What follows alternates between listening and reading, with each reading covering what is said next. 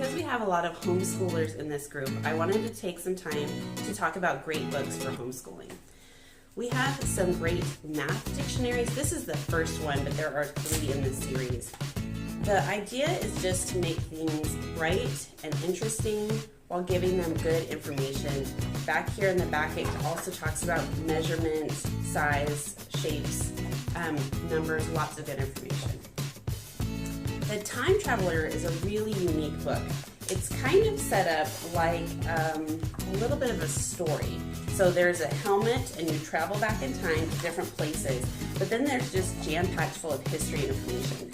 It talks about the Romans, the Egyptians, the Vikings, and you just get to dive into that culture.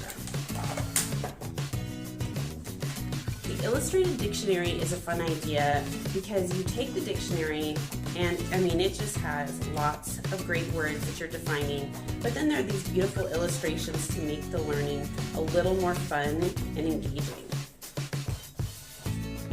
The illustrated grammar and punctuation is again the same idea where you have great information about grammar, punctuation, parts of speech, but just because it has bright, engaging pictures, it may engage your child a little bit more.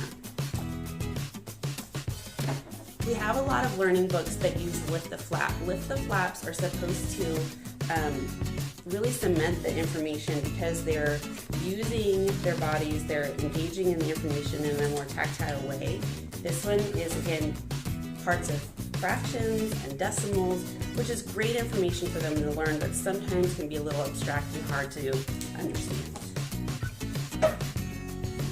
We have a lot of encyclopedias, and this one is about the ancient world, just the ancient world, and it's just jam-packed. The reason I picked this is because it's great for Cycle 1. It talks about Mesopotamia, the Egyptians, Greeks, just really lots of beautiful pictures and lots of fabulous information about this.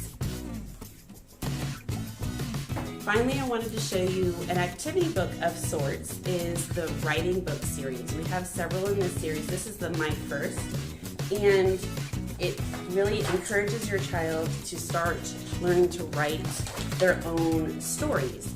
And there are different suggestions in here, topics, things to encourage them to start getting those creative juices going and getting pen to paper so that they're practicing their writing skills and their punctuation and their grammar and their story writing.